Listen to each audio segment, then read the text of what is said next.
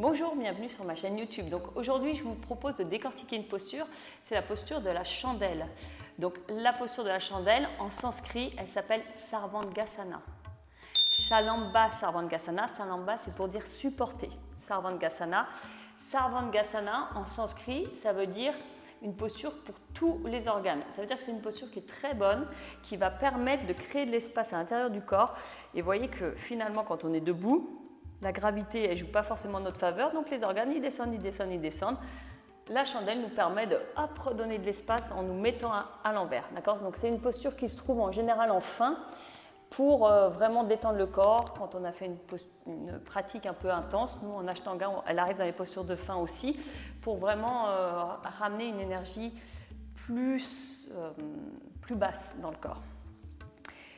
Donc ce qu'on va faire, on va faire plusieurs versions, parce que c'est une posture aussi qui peut être difficile si vous avez une poitrine généreuse, les épaules un peu raides, que c'est difficile de soulever le bassin. Donc je vais vous montrer un petit peu des variantes et ce qu'on peut faire.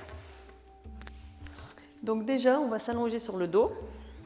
Alors déjà, première posture, c'est si vraiment c'est difficile, on peut simplement tendre les jambes. Viparita Karani. C'est un peu une version en fait de la posture de la chandelle. Là, on n'est pas en chandelle, mais c'est le point de départ. Les deux jambes en l'air, vous voyez, et on essaie d'avoir un angle. Si vraiment c'est difficile, vous pouvez aussi supporter les jambes contre un mur. Si ici vous avez trop de tension derrière les genoux, vous pouvez plier un petit peu, d'accord? Puisque là, on étire quand même toute la chaîne, vous voyez, la chaîne des pieds, ici. Donc si vous manquez de souplesse, vous pouvez plier un petit peu ici. Deuxième version, on peut supporter le bas du dos. Donc on va prendre un petit coussin. Pareil, vous pouvez aussi le faire contre le mur. Mettre le petit coussin au niveau du bas du dos et on soulève. Vous voyez déjà ici, on a surélevé. Si vous avez du mal à lever, ça peut être votre point de départ.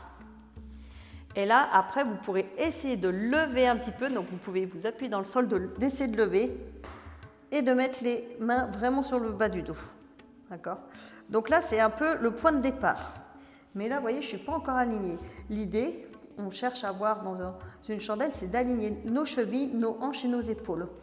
Donc ça va demander un peu plus de travail. Alors je vais redescendre pour enlever le coussin. Et là, il va falloir ouvrir les épaules. Vous voyez, il va falloir dégager déjà les épaules. Donc on se replace ici. Idéalement, si vous pouvez monter les deux jambes en même temps, sinon vous pouvez monter une jambe, pas une jambe. Donc on pousse, vous pouvez vous aider des mains ou des coudes pour soulever. Et on met les mains dans le bas du dos. Maintenant, vous allez essayer de créer de l'espace en roulant un petit peu les épaules pour rapprocher vos coudes. Une fois que vous êtes là, il va falloir vraiment pousser vers le haut, pousser votre bassin, essayez de grandir. En anglais, cette posture s'appelle shoulder stand, ça veut dire un équilibre sur les épaules. Donc il faut rouler, rouler. Donc là, si vous le sentez compressé, ici au niveau du menton, que la poitrine est gêne et tout, il faut dégager ses épaules, dégager, dégager. Poussez votre bassin loin de vous, les pieds loin de vous. Et là, vous essayez de vous aligner. Donc c'est une posture quand même qui engage, parce qu'on n'est pas en relaxation totale, hein, mais on s'aligne et on va chercher en fait de la hauteur. Ensuite, la version d'après, c'est la charrue.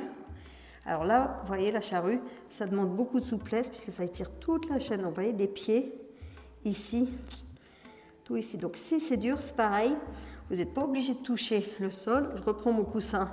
Vous pouvez mettre le coussin, hop, sous les pieds. Amenez vos pieds au sol.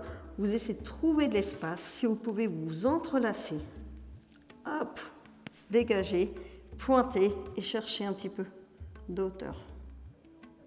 Et là, on reste. Donc, en Ashtanga, on reste 10 respirations. Si vous faites de la relaxation, que vous vous mettez par exemple ici ou au mur, ou vous cherchez simplement à vous assouplir à l'arrière, vous pouvez rester plus longtemps. Et si vous essayez vraiment d'assouplir toute la chaîne arrière, c'est la deuxième posture qui s'appelle la charrue qui va être bonne pour vous. Vous allez sentir un étirement vraiment de l'arrière, peut-être même tout dans le dos. Donc soyez prudents. Si ça tire trop, vous n'êtes pas obligé d'amener les pieds au sol. Vous pouvez poser les pieds sur un support comme un coussin, voire le mur aussi. Vous pouvez vous mettre au mur et faire descendre les pieds.